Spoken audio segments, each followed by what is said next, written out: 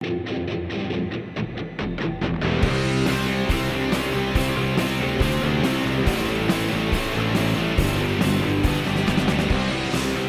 selamat datang di konten YouTube Flip Design ID. Pada tutorial hari ini kita akan ngebahas tentang pen tool dan juga node tool di software Affinity Designer for Desktop. Sebelumnya saya akan menjelaskan sedikit tentang fungsi dari pen tool. Jadi fungsi dari pen tool adalah untuk menghubungkan antara titik dengan titik seperti ini ya, hingga membentuk sebuah garis, lalu kita hubungkan lagi hingga membentuk sebuah objek. Seperti itu kurang lebihnya ya. Sedangkan node tool yang ini fungsinya adalah untuk mengedit titik-titik atau node-node yang telah kita buat. Bisa kita geser-geser, bisa kita tambahkan titik baru, lalu kita geser lagi. Bisa juga kita memberikan lengkungan dan lain sebagainya. Selanjutnya kita akan coba menjelaskan bagaimana cara menggunakan pen tool di Affinity Designer.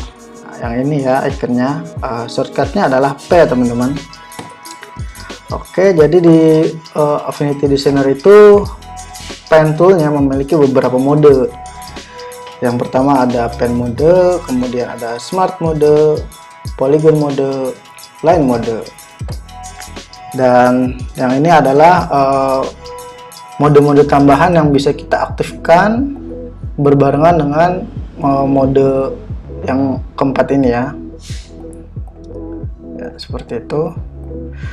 Nah, kita coba dulu mode defaultnya, yaitu pen mode. Cara penggunaannya adalah misalkan kita membuat apa ya, kira-kira kita membuat perisai ya, misal kita klik di sini menggunakan mode yang ini ya, pen mode defaultnya. Kita klik di sini, lalu kita klik juga di sini. Kalau mau lurus kita sambil klik shift ya. Nah, maka dia akan lurus, garisnya sempurna. Tapi saya ingin mencoba untuk membuat sedikit melengkung. Kita klik di sini, lalu kita drag. Ketika di drag maka dia akan muncul guideline dan garisnya melengkung. Kalau kita nggak di drag maka dia akan lurus seperti ini ya. Kalau kita klik lalu tahan lalu drag maka dia akan membentuk menjadi melengkung seperti ini. Kemudian saya akan tarik titiknya ke sini. Kita klik sini, tapi karena ini ada guideline ya, maka dia nanti akan sedikit ngebelok. Coba kita. Nah, bagaimana supaya guideline-nya ini menghilang? Kita klik dulu hingga kursornya berubah dari plus menjadi garis miring seperti ini. Kemudian kita buat kira-kira di sini. Nah, maka dia tidak ada lengkungan berdasarkan guideline yang tadi ya. Selanjutnya kita buat lengkungan di sini, kurang lebih seperti ini. Supaya guideline-nya hilang, kita hapus. Lalu kita buat lagi di sini, drag lagi. Supaya guideline-nya hilang, kita hapus lagi. Lalu kita tutup hingga kursornya berubah, yang tadinya plus menjadi lingkaran ya di ujung kursornya itu ya, kurang lebih seperti ini. Yang ini adalah cara penggunaan pen tool yang pertama. Cara yang kedua adalah kita kembali ke pen tool menggunakan mode yang default ya. Kita bisa aja langsung buat kayak gini aja dulu, segitiga seperti ini ya, kurang lebih seperti ini ya. Lalu kita edit menggunakan node tool. Nah, karena ini kurang presisi, kita ketengahin ya, kurang lebih kasar seperti itu ya. Lalu bagaimana supaya ini melengkung? Nah, kita arahkan kursornya hingga membentuk seperti ini. Ada garisnya, ada garis seperti huruf S gitu ya. Lalu kita langsung drag, maka dia akan melengkung seperti itu. Tapi kalau kita klik dan lepas, tidak langsung di drag, maka dia akan membuat node baru. Ketika kita klik juga dia akan lurus ya. Kalau klik lepas maka dia membuat node baru. Kalau kita langsung drag maka dia akan membentuk lengkungan. Selanjutnya di sini juga kita buat lengkungan. Di sini kita juga buat lengkungan.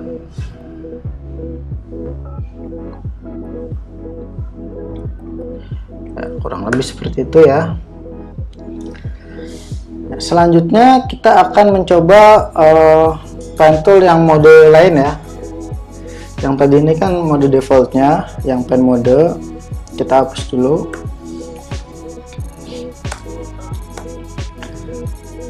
Nah, sebenarnya yang utama itu adalah yang ini ya, yang smart mode, polygon mode, line mode itu sebenarnya hanya fitur tambahan aja ya. Smart mode ini hampir sama dengan yang mode default, cuman bedanya dia lebih otomatis.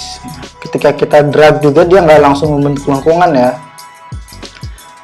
Nah, terus ketika kita hubungkan, nah ketika kita gerakkan kursor di bawah ini, garis yang di atas juga ikut bergerak ya teman-teman. Beda kalau kita menggunakan mode yang default ini. Ketika kita klik, kita mau gerakan yang bawah, yang berubah itu lengkungannya hanya yang di bawah saja, tapi garis yang di atas itu nggak berubah ya, karena ini kan manual, sedangkan yang smart mode itu otomatis jadi dia ikut berubah. Kemudian ada mode polygon. Mode polygon ini ketika kita klik dan kita drag dia juga tidak membentuk lengkungan, karena dia basicnya itu membentuk sudut ya. Kita tidak bisa membuat lengkungan langsung ya, seperti di mode default. Nah, jadi untuk mengubahnya kita harus menggunakan node tool. Nah, untuk mode selanjutnya kita menggunakan mode line tool. Kita hapus dulu ya yang ini. Kita balik ke pen tool, lalu kita menggunakan line mode. Line mode ini prinsipnya adalah untuk menghubungkan dua node aja ya teman-teman. Jadi ketika kita ingin melanjutkan dia otomatis kepisah, hanya dua node aja. Nah, selanjutnya adalah kita hapus dulu sebentar. Selanjutnya kita akan ngebahas mode tambahan di pen tool ya teman-teman. Kita balikin dulu ke mode defaultnya, ke pen mode, lalu kita aktifin yang ini, preserve selection when creating new course. Saya sebenarnya kurang paham ya dengan fungsi ini, cuman prinsipnya adalah kayak gini ya teman-teman. Saya coba buat dulu satu objek tertutup. Nah, jadi satu, ketika kita membuat objek baru dia hanya bisa untuk dua titik aja teman-teman, jadi nggak bisa kita sambung secara utuh. Kalau kita nonaktifin kan, kita coba kita nonaktifin dulu. Ketika kita buat objek yang tertutup, ketika kita ingin membuat objek lainnya dia bisa nyambung, sedangkan yang tadi nggak bisa, cuma dua node aja. Yang selanjutnya adalah mode tambahan yang ini, add new curve to selected curve object. Fungsinya adalah untuk membuat beberapa objek di dalam satu layar.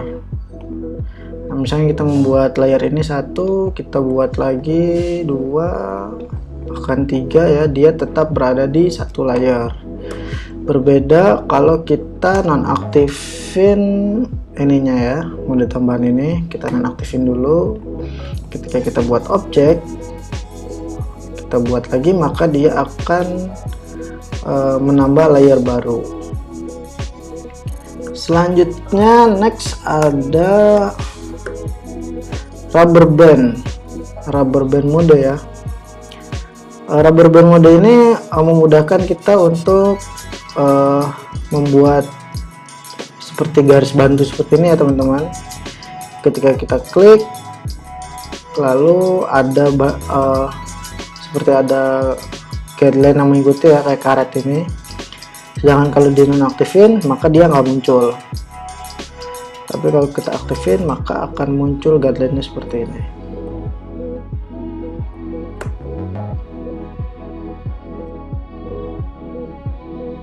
Ya, selanjutnya kita akan membahas tentang fitur yang ada di Node Tool.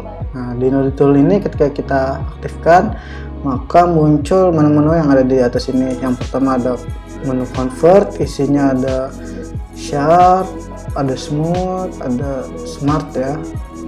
Lalu ada action seperti break curve, ada close curve, ada smooth curve, ada join curve, dan reverse curve. Langsung aja kita coba ya mempraktekkan satu demi satu. Pertama kita beralih dulu ke pen tool, kita bikin dulu objeknya sembarang ya, misalkan seperti ini ya. Lalu kita pindah ke node tool, misalkan kita buat lengkungan seperti ini ya. Nah, kita bisa mengubah ini,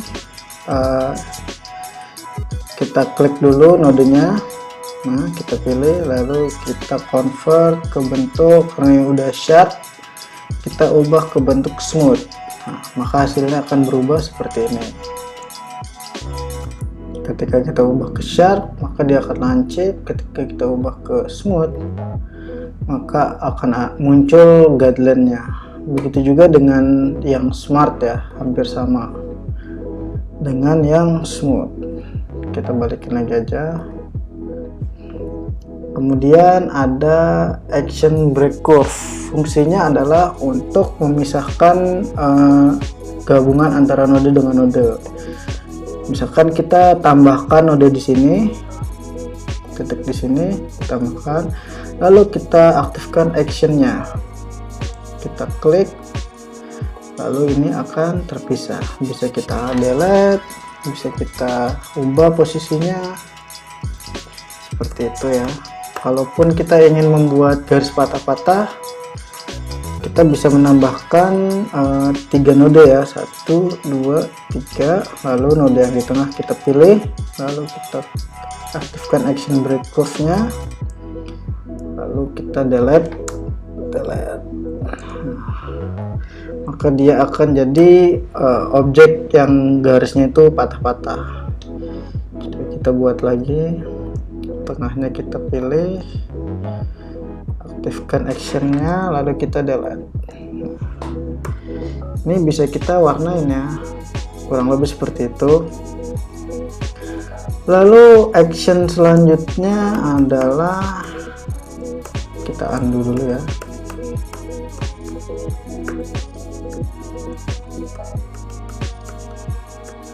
Action selanjutnya adalah close curve. Close curve ini adalah untuk menutup bagian line yang terbuka ya. Contohnya misalkan seperti ini, kita buat objek dulu sembarang.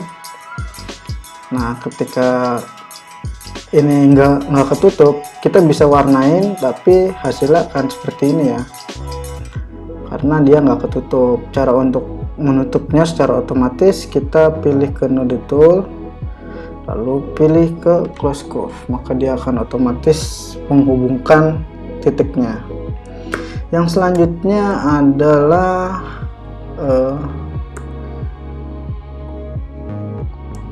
smooth curve. Smooth curve ini untuk membuat objek kita node-nya itu lebih lebih kompleks ya. Misalkan kita buat seperti ini, di sini kira-kira ada 1 2 3 4 5 6. Ketika kita aktifkan smooth, maka dia nodenya akan menjadi lebih banyak. Kemudian yang selanjutnya ada join curve. Oke, saya akan beri contoh lagi. Misalnya kita membuat dua garis ya, yang tidak tersambung.